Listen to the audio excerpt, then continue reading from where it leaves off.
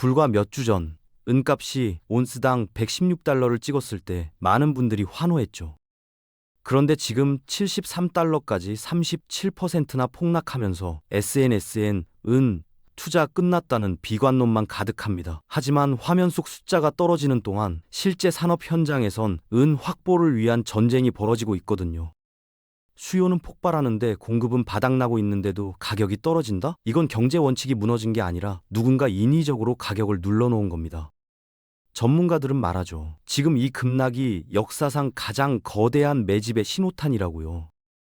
월가의 진짜 큰손들은 모니터 속 숫자에 신경 쓰지 않습니다. 그들이 보는 건 금고 안에 실제로 쌓여있는 은덩어리의 무게거든요. 뉴욕 코맥스 창고를 한번 들여다보세요. 최근 몇 년 사이 실물 은 재고가 80% 이상 증발했습니다. 그런데 우리가 지금 보는 L은 가격은 뭘까요? 실물 은덩어리의 가격이 아니에요. 선물 시장에서 거래되는 종이 증서의 가격일 뿐이죠. 더 기가 막힌 건 실물 은 한 아운스를 담보로 수백 장의 종이 증서가 발행된다는 겁니다. 이게 얼마나 위태로운 구조인지 아세요?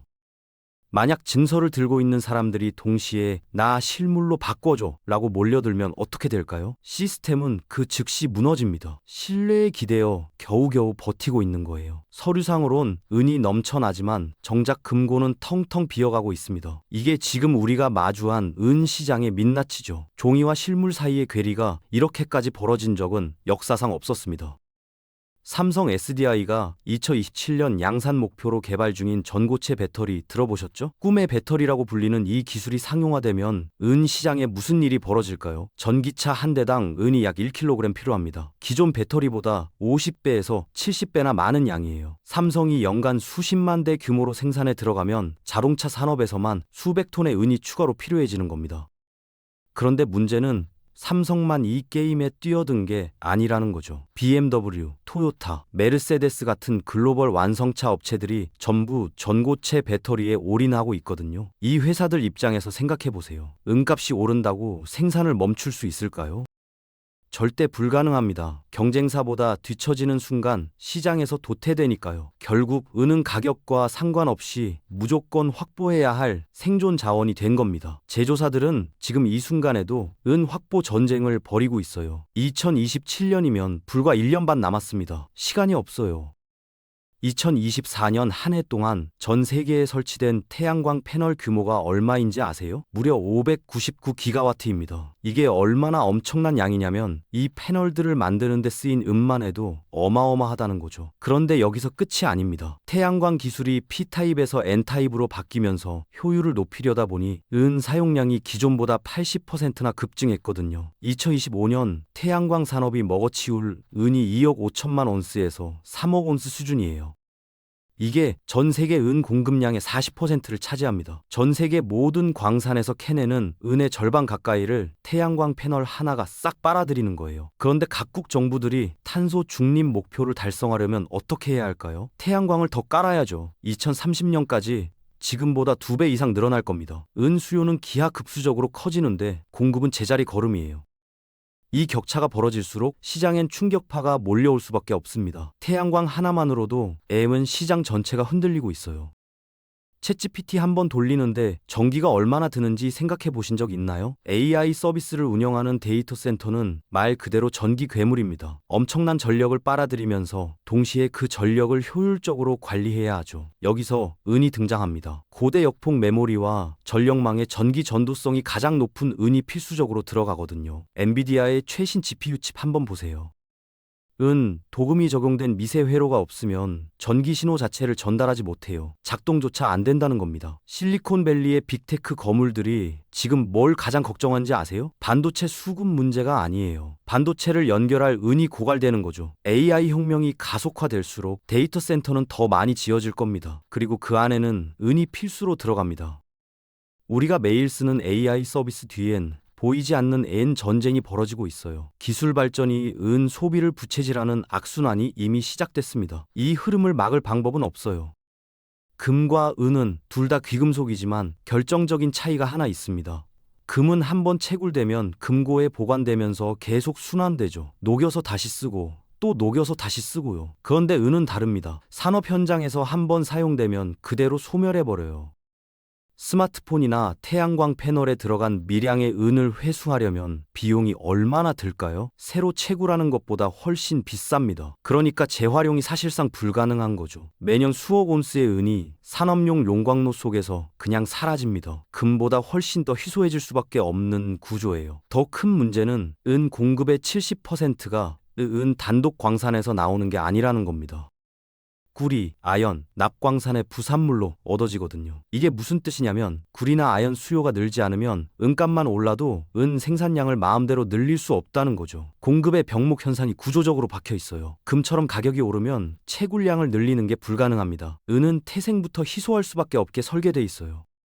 2021년부터 지금까지 딱 6년입니다. 이 6년 동안 은 시장에 무슨 일이 벌어졌는지 아세요? 유례 없는 공급 적자가 연속으로 이어지고 있어요. 2025년 한 해에만 약 2억 온스가 부족한 상태입니다. 이게 의미하는 건 간단해요. 창고에 쌓아뒀던 기존 재고가 바닥나고 있다는 겁니다. 재고가 고갈되면 가격 어떻게 움직일까요? 완만하게 오르는 게 아니에요.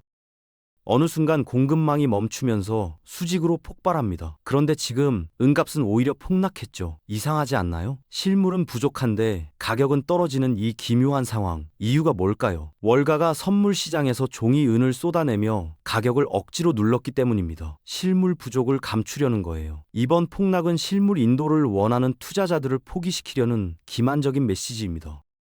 마지막 조작이에요. 진짜 부자들은 이 혼란 속에서 조용히 실물을 긁어모으고 있거든요. 6년 연속 적자라는 건 시스템이 이미 한계에 도달했다는 경고음입니다. 언제 터질지 모르는 시한폭탄이 째깍거리고 있어요.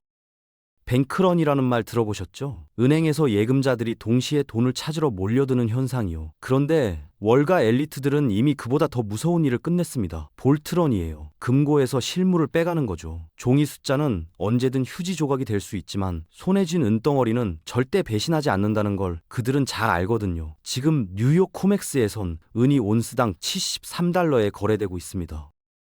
그런데 중국 상하이 금 거래소를 한번 보세요. 거기선 100달러에 육박하는 프리미엄이 얹어져서 거래돼요. 같은 은인데 가격이 30% 가까이 차이 나는 겁니다. 서구권에 조작된 가격을 비웃기라도 하듯 동방의 거대 자본은 전 세계 실물 은을 공격적으로 흡수하고 있어요.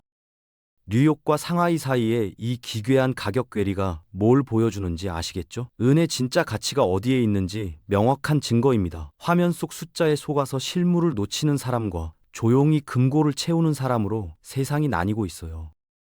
전문가들은 2026년 은값이 어디까지 갈 거라고 보는지 아세요? 보수적으로 잡아도 온스당 142달러, 낙관적으로는 175달러 이상까지 치솟을 거라고 합니다. 뱅크 오브 아메리카는 5년 연속 이어진 구조적 공급 적자를 근거로 강력한 상승 랠리를 확신하고 있어요. BNP 파리바의 전략가는 한 발 더 나갔죠. 저평가된 자산과 산업혁명이 만나면 10년에서 15년 안에 200달러 도달도 가능하다고 봅니다. 그런데 여기서 더 중요한 신호가 하나 있어요. 미국 정부가 2025년에 은을 중요 광물로 지정했습니다. 이게 단순한 행정 조치일까요? 아니에요. 국가 안보 차원의 전략 물자로 관리하겠다는 뜻입니다. 중국도 가만히 있지 않았죠. 은 수출 허가제를 도입했어요. 각국 정부 간의 은 확보 경쟁이 이제 본격적인 전쟁 수준으로 격상된 겁니다. 민간 투자자들끼리의 싸움이 아니라 국가 대 국가의 자원 전쟁이 된 거예요. 이런 상황에서 은값이 지금처럼 억눌려 있을 수 있을까요? 전문가들의 전망은 숫자 노름이 아닙니다. 현실이 되고 있어요. 비트코인이 사상 최고가를 찍고 금도 연일 신고가를 경신하는 동안 은만 유독 37%나 억눌려 있습니다. 이상하죠? 이게 바로 기회예요. 은은 독특한 이중 정체성을 가지고 있거든요. 안전자산이면서 동시에 산업자산이라는 겁니다. 경기가 좋을 땐 산업 수요로, 경기가 나쁠 땐 안전자산으로 수요가 받쳐집니다. 2025년 한 해 동안 금이 55% 상승했을 때 은은 얼마나 올랐을까요? 최고 147%까지 폭등했어요. 금보다 훨씬 높은 수익률을 기록한 겁니다. 금과 은의 가격 비율을 골드 실버 레이시오라고 부르는데 지금 68까지 떨어졌습니다. 역사적으로 보면 이 수치는 은의 추가 상승 여력이 엄청나게 크다는 걸 의미해요. 금이 금에 비해 여전히 심각하게 저평가돼 있다는 강력한 지표죠. 금은 이미 많이 올랐지만 은은 아직 출발선에 서 있어요. 같은 돈을 투자한다면 어디에 넣는 게 더 효율적일까요? 답은 명확합니다. 지금 은은 투자자들에게 마지막 기회의 문을 열어주고 있어요. ETF나 선물 같은 종이 증서는 시스템이 붕괴하면 순식간에 휴지 조각이 됩니다. 그러니까 손에 잡히는 실물 은바를 확보해야 해요. 진짜 자산은 만질 수 있는 것이거든요. 그런데 한 번에 몰빵하면 안 됩니다. 은 시장은 변동성이 엄청나게 크거든요. 가격이 눌릴 때마다 조금씩 비중을 늘리는 분할 매수가 필수예요. 지금 은 시장은 급등과 급락을 반복하는 붐 버스트 국면에 진입했습니다. 멘탈을 지키는 게 가장 중요해요. 전문가들은 뭐라고 하는지 아세요? 은값이 온스당 100달러로 치솟거나 50달러로 떨어져도 이상하지 않은 상황이라고 합니다.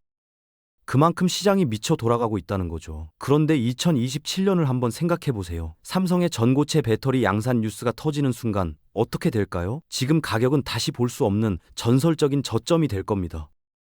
30대 직장인 김 과장은 작년에 은을 샀다가 폭락에 패닉셀했어요. 그런데 6개월 뒤 은값이 2배로 뛰는 걸 보면서 땅을 쳤죠. 단기 등락에 흔들리지 말고 장기적 관점을 가져야 합니다. 실물을 진 사람만이 최후의 승자가 돼요.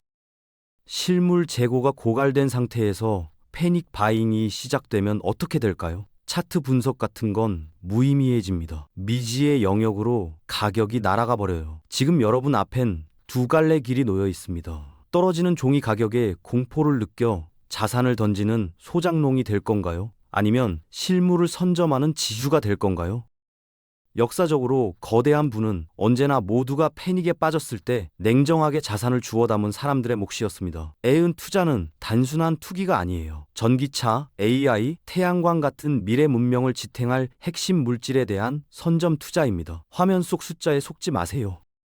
삼성과 테슬라 같은 거물들이 실물을 빨아들이는 흐름을 보세요. 그 흐름에 올라타야 합니다. 부의 주인공은 항상 남들이 두려워할 때 용기를 낸 사람들이었어요.